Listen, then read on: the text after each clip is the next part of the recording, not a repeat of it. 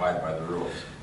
I'm Ed Jones. I'm chairman of the Canal Rec Park Board right now, and I've been in public office before. Introducing myself in Thousand Oaks seems a little superfluous. I've been here 51 years. I was on the committee that drafted the master plan of development for the city, which was a 2-year process. And then I was elected to the city council that year, and for 8 months we held hearings.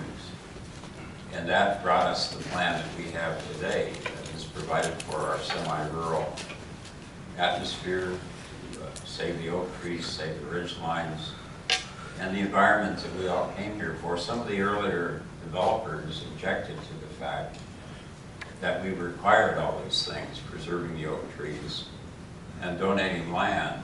They had never been used to donating 25% of their land, schools, parks, and open space. Dan comments on the fact that we have 16,000 acres of open space. It came in large measure from the developer donations that we demanded if they wanted to build their tracks.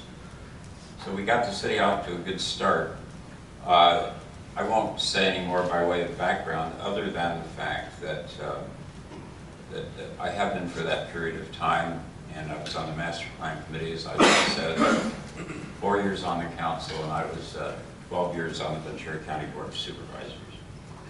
I have a 5-point plan: fiscal prudence, responsiveness, senior programs, support safety services, and protect our environment. In no particular order, although I'm going to emphasize protecting the environment. Relative to fiscal prudence, I've always treated public money like my own. I don't spend it if I don't have to.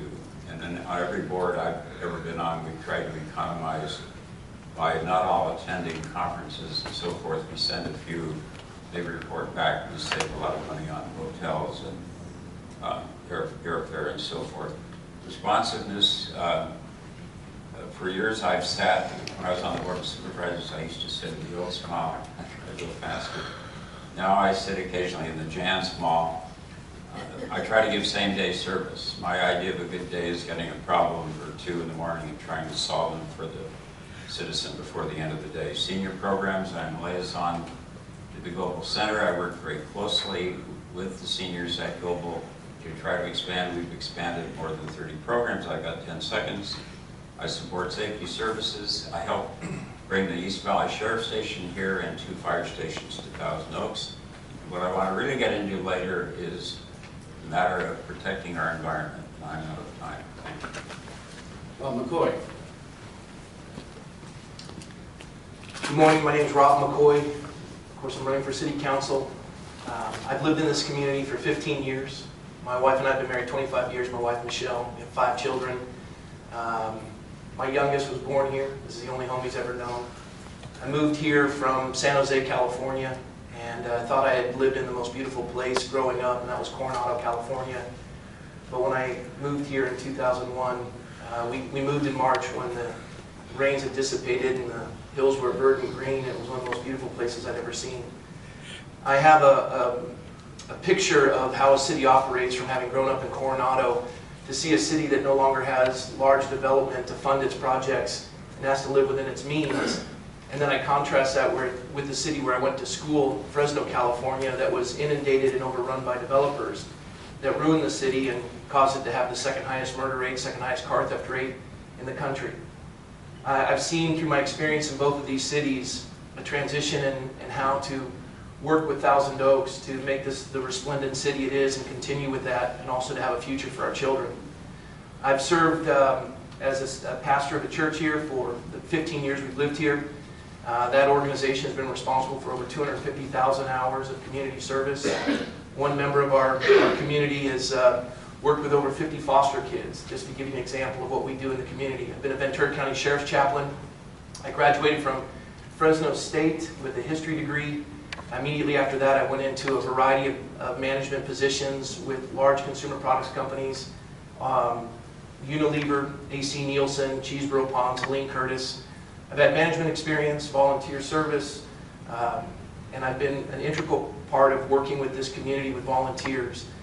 My heart is here. I love this community. I've entered into the race not because I'm familiar with the halls of power at City Hall. I entered in as a citizen wanting to make a difference. And the things that I love about this city, it's given me so much I want to give back. And so my wife and I are committed to serving this community. This is where we're going to grow old and retire.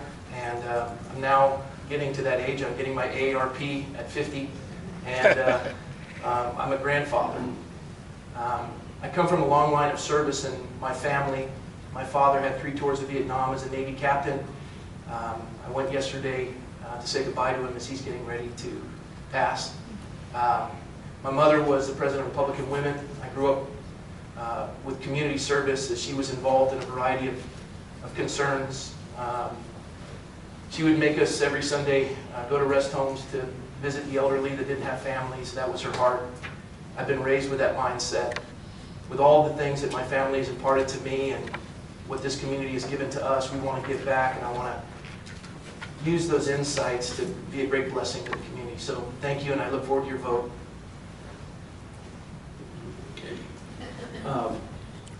Rashid? Chase Rashid. Okay. Well, first off, I want to thank the Chamber for having this forum. These are always the hallmark of the democratic process. They allow the people to hear from the candidates who want to serve them. If you want to serve people, you have to speak to them. Now, my background is in customer service. Customer service chose me. I did not choose it.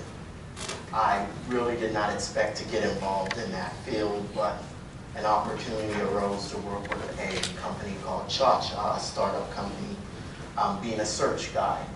That's an interesting process because you dealt with people asking all sorts of strange questions. Some of them get answered, some of them you wouldn't answer.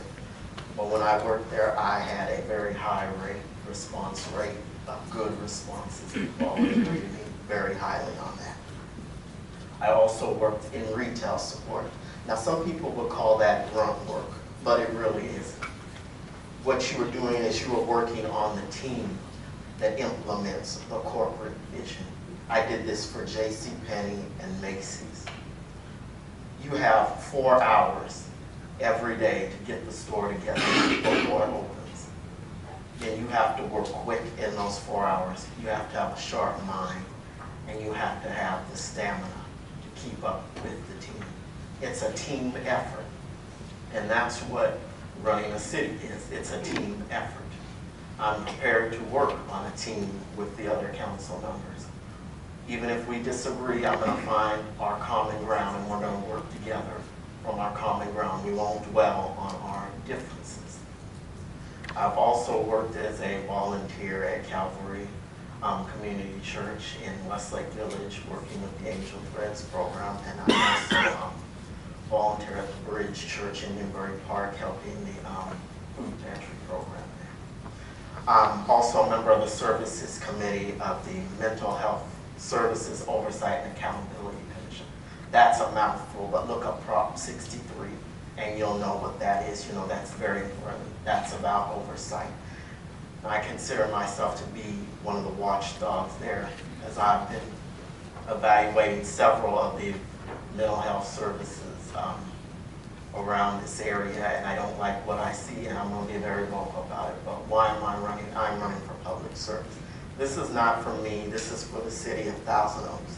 I've been here since 1999. I've had ties here since 1987 through my family. I love this city. I want to see it flourish. So thank you for the opportunity, and I look forward to serving you. Dan Roundtree. Good morning, everybody. I'm Dan Roundtree. I'm a 26-year veteran of this great town and a member of the Conejo Valley Chamber of Commerce. My wife, Lori, and I moved here 26 years ago. I have 2 children, born and raised here, went through the Conejo School District. My son graduated from this great organization and a great institution here. My daughter, Kendall, graduated from Loyola Marymount. I'm a graduate of UCLA, 1982, in a degree in sociology, and I received my financial planning certificate from here at Cal Lutheran. I worked in Washington, D.C. for Barry Goldwater Jr. in 1982, and I learned firsthand the importance of community. I'm the former chairman and current member of the Planning Commission for the City of Thousand Oaks. I've taken over 30 classes on city governance. a number of different issues I won't go into at this time. But in addition to the classroom work, I've ruled on over 75 individual cases since 2012. I think it's this hands-on experience and book learning that separates me from the candidates here today. I also own and operate a financial planning firm in town, which I moved here in 1988. My wife is the co-owner of Hand Rehabilitation Specialist here in Thousand Oaks, and combined we have over 67 years of business experience. I will use that experience to help shape the council going forward. It will be a goal in the council to help engage and actively pursue growth for business in Thousand Oaks. New ideas, good intentions, and name recognition are not enough to help run this city. It takes a lot of effort. And as a 26-year community volunteer, I've had that pleasure of meeting and running some of these organizations. Westlake Pony Baseball, Ventura County chapter of the Boy Scouts of America, just to name two of probably 6 or 7. I would ask you to check out the website for the balance of them. But I would be asking candidates and asking me is, why Dan Roundtree and why now? The city is under tremendous pressure for both federal and state. Revenues are dropping. Currently, the City Council has no one with any academic credential in financial planning. I think it would be a good idea to have someone in that position that did that. Priorities on the council, I'm going to limit it to 5 just because of time. Open space, we've all talked about this a lot. 16,000 acres in 50 years of time commitment didn't happen by accident. I will do everything I can to protect and defend that. Public safety, my father was an LAPD officer, so I was born and raised with a follow the rules mentality. We need to do everything we can to support our firefighters and our police officers. Folks, crooks are getting smarter. We need to be ahead of the curve. Prudent financial management, this is right in my wheelhouse. We will not spend money we do not have. Next, Thousand Oaks Boulevard specific plan was voted on 3 or 4 years ago. It's going to happen. We want to make sure it's done prudently. We are not going to become the San Fernando Valley. And finally, our senior housing options are quite limited. We all need to do a better job as a community to help promote that. Thank you. Thank you. I'll now ask a series of questions, sort of round robin fairly quickly. Then we'll bridge into your questions, and I have some specific questions for individuals. The ones I'm posing now, I'll do sort of a round robin. Everybody get a chance to answer those. And I guess start in the same order with Ed Jones. With Amgen pulling back and few businesses coming into Thousand Oaks, what in your view is the future of Thousand Oaks and business? If elected, what would you specifically do to encourage private enterprise to do business with or to settle in Thousand Oaks? Well, that's a rather complicated question. I believe the government should try to be hospitable to business, because business gives us, if it's retail, gives us sales tax revenue. I think that we should make it known what a wonderful place this is. I was on the, as I mentioned earlier, the committee that drafted the master plan. There were some people that did not want any industry in Thousand Oaks. We thought better of that. And we provided for light industry in the northern part of Newbury Park. So I think that we should do whatever we can within reason to bring business to Thousand Oaks. I'm not in favor of any giveaways, though, not like some cities, make an arena for a sports team. I believe that this is a great place to be, and they don't need public money to operate. Thank you, Rob. I look at Amgen taking their manufacturing jobs out of the city, yet they've kept it as a headquarters. It's a great place to do business, and these businesses need to have a relationship with the city fathers. And so one of the greatest things that can happen is to have an open dialogue and communication with them. Here in California, as it seems to be more and more anti-business with tax rates that are through the roof, that businesses no longer want to operate here. I watched as Governor Perry came in from Texas to try to communicate with the car industry to try to take Tesla to Texas. He understood something very critical, that you go and you have communication with these businesses, you listen and you become friendly with them. You don't want to compromise the beauty of the city, but in the same regard, to have an open ear to see how you can help is something necessary because our families need jobs. And so I would say a greater communication between business and the civic leaders. Thank you. Okay, thank you. What's up? Chase? Okay, well, I think first off, the chamber and the city can do a better job of bridging the gap between residents and business, because for years it's almost been a battlefield. The residents feel as if they're pitted against business, and that's just not a good thing. As far as Amgen pulling back, we've got to remember that this is an aging city and housing is an issue, and businesses need housing to house their workforce. So one of the things we can do is go for more affordable housing. We can start charging the developers the fee again as we were supposed to, as when they want to put up a new development, they pay the fee or they have to do 10% of their units as affordable. And also, council members need to be ambassadors for the city. We've got to go out there and tout the city to business, and we can also focus more on small business. That's the wave of the future. Okay. Dan? One of the things I've been able to do over the last 3 years is attend industry conferences. I've always wondered, why isn't the city of Thousand Oaks pitching itself and all of its benefits for both business and residents more often? We see towns like San Jose and other areas around the state promoting themselves. We have such a great story here in Thousand Oaks. It's such a great place to raise a family and to do business. So if I said we have to promote ourselves better, Hayter would be a good example. Having a greater sales force to actually tell people our story here. That will encourage people to come. But when they get here, what are they going to have? I'll give you an example of what we just approved on the Planning Commission. Entrepreneurs and startups don't need huge mega buildings. They need small little, what I'll call closets type business spaces. We just approved something with 58 different individual units to help promote people to move here. We have to have the facilities before they're going to come. Build it correctly, they will come. Okay. Another question. Measure E was approved by Thousand Oaks voters in 1996, capping the number of homes that can be built within the city. Now, almost 20 years later, we're approaching that housing cap. Is Measure E still a good idea for Thousand Oaks? And I'll start with Ed Jones. You're starting with me on every question. Is that it today? I thought you kind of moved around once in a while. I'll move around. Measure E.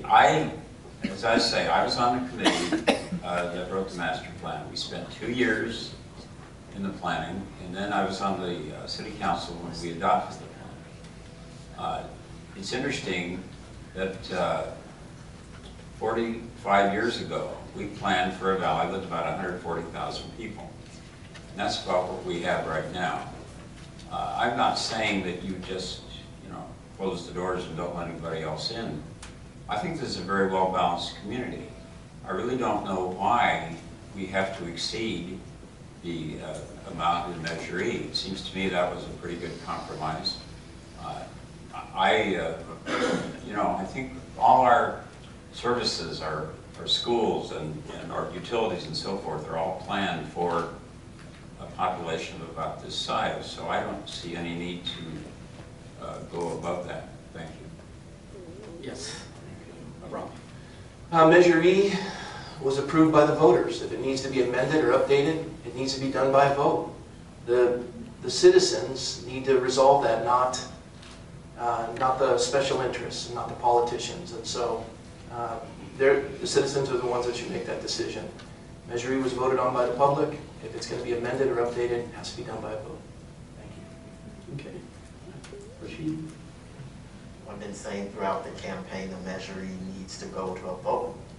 If that's what the voters decided years ago, let's do what they say. I mean, just because it was years ago and it may be inconvenient for some, we can't go against the will of the voters. They are the top of this city. If you look at the organizational chart, you see that the residents are above the council and everything else. So take it to a vote. And if we do raise the cap on Measure E, we have to balance it to make sure that any increase in those units does not leave seniors out and does not leave out workforce housing. Because once you raise the cap, if you put it all towards a luxury housing. Even if you do find the money to build affordable housing, you won't have the units to do it. Okay, Dan. Yeah, Measure E has been on the books for a long time. It's served this community well, and I agree with all the candidates. If it's going to go anywhere, it's going to go to the voters. But what we're not talking about here, what we need to talk about is what are the number of available units? I use the expression in the paper, the 800-pound gorilla in the room. How many additional units? Is it 400? Is it 600? Is it 900? Is it 1,300? Until city staff and the community says how many units, this debate is a little bit premature. We don't want to go beyond that limit. Well, what is the number? Until we get that number, I would like to have another debate after that to say, if citizens want more than that magic number, let's just say it's 600, then fine, then the citizens vote for it, with community dialogue. But until we get to that number, we're talking about something that's a little bit ahead of its time. Measure E's been a good one. We stick with it. It is the law. And as we're building out the boulevard, we have that as parameters to keep us in check. Okay, very good. And Ed's right, I meant to move around the alphabet. So let's start with Rob McCoy with this one. Do you support Governor Brown's mandatory water rationing and increases in penalties for high-volume water users? And what would you propose the city do to meet the drought? It's sad to me that the state government hasn't done its due diligence, that since 1978 we've done no storage facilities to capture water in our state. And now they're putting it upon the citizens of Thousand Oaks and pushing it down to the local jurisdictions to police one another. It's a mandate from the governor, and so we're going to be required as a city to address it in some capacity. We're also looking at tiered water systems, and here we have San Juan Capistrano suing because the price of water that they're charging the customer is greater than what they're paying for it. We're going to have to reduce. In my own home, we have 1,200 gallons of storage that comes off of our roof that we collect during the rainy season to water our yard. This is going to be something we're going to have to do. They're going to limit us to 2 days a week in watering and the like. So there will be things that will have to be implemented in the city as a result of the lack of effort from the state government, yes. Okay. Rashid? I fully agree with the water rationing measure. You can look around and see that there's a drought. You know, you see things going brown. There hasn't been that much rain. Even the rain we just had, it was so minimal, it barely even wet the ground. Now, homeowners are doing their part. As I'm out canvassing, I see a lot of brown lawns. I see where people have removed their lawns and put in drought-tolerant plants. It's time for the city of Thousand Oaks to move towards doing that. We got the Civic Arts Plaza, the green lawn there. Let's turn that into drought-tolerant plants. Los Robles greens, let's go to AstroTurf there. It's a tough decision. It's not the cute decision, but we have to save water. Because if we don't save water, we're not going to have any to drink in. I think I'd rather have water to drink than look at a green lawn. Dan? I agree. Yeah, the keys here, number one, are education. We're all going through this learning process of what the do's and don'ts are of water conservation. And in our family, we're trying to use more water-efficient appliances,